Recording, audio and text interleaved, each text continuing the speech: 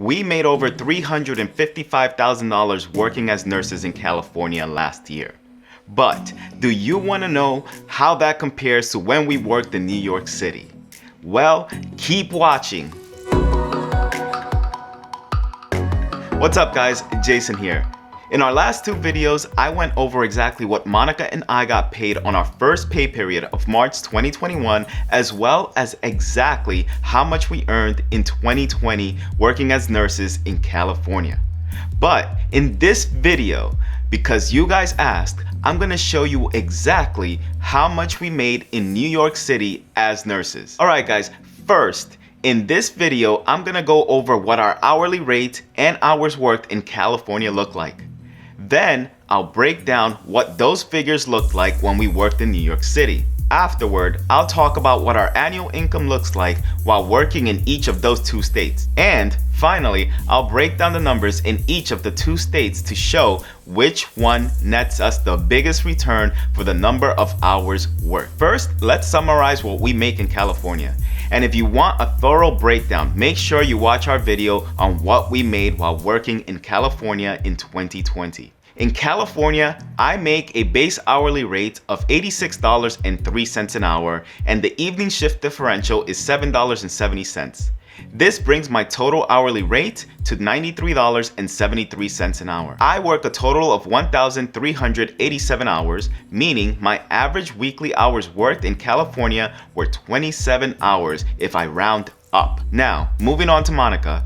Working in California, Monica has a base hourly rate of $102.41, and the night shift differential is $12.25. This brings her to a total hourly rate of $114.66. She also worked a total of 1,545 hours, and her average weekly hours worked were 30 hours per week if you round up. Now, in New York City, I worked as an ER nurse at New York Presbyterian Hospital, Columbia University Medical Center. I earned a base hourly rate of $48.78 per hour. And because I worked the night shift, my night shift differential was $3.08 per hour. That brought my hourly total rate in New York City to $51.86 per hour. In New York, I worked close to 2,054 hours in my last full year of employment, bringing my average hours worked to 39.5 hours per week. Monica, on the other hand, worked the day shift in an endoscopy unit at NYC before we left New York.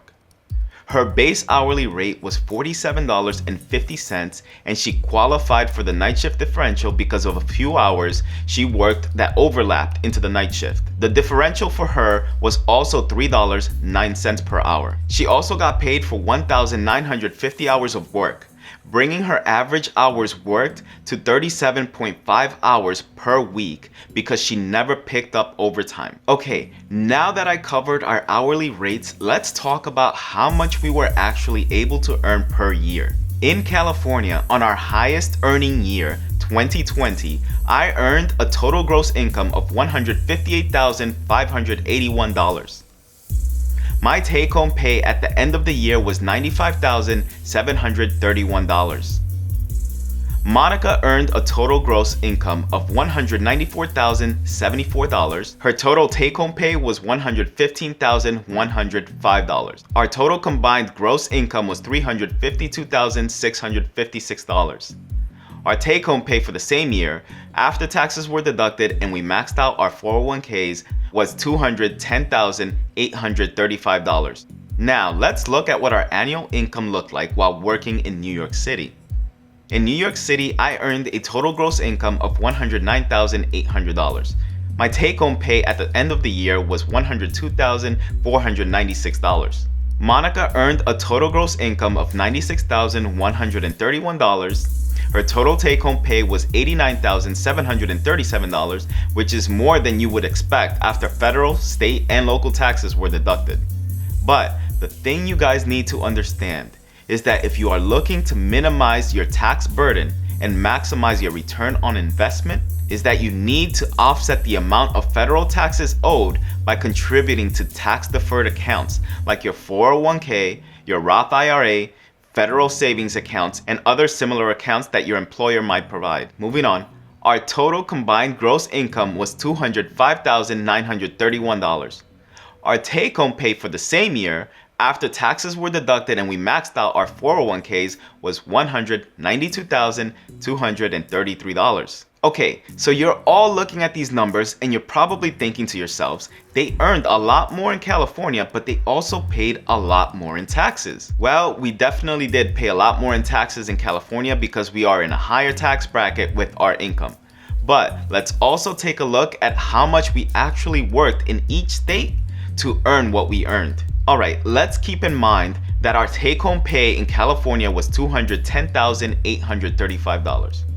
If you first look at the number of hours I worked, which was 1,387, and add it to the number of hours Monica worked, which was 1,545, you divide that total number by 2, and our combined hours worked were 56 per week, or 28 hours per week each. Now, if you take our net income of $210,835 and divide it by the total amount of hours we worked, that averages to a combined net take-home rate of $71.91 per hour. Okay, so let's do the conversion for New York City now.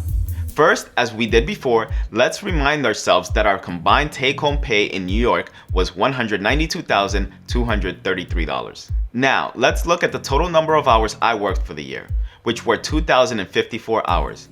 Then we add that number to the total number of hours that Monica worked, which were 1,950 hours. You take that total of 4,004 hours divided by 2, and combined we worked a total of 77 hours per week, or 38.5 hours per week each. Now, if you take our net income of $192,233 and divide it by the total amount of hours we worked for the year of 4,004 hours, that averages to a combined net take-home rate of $48 per hour. Now that really puts things into perspective, and you can see why we just love working in California.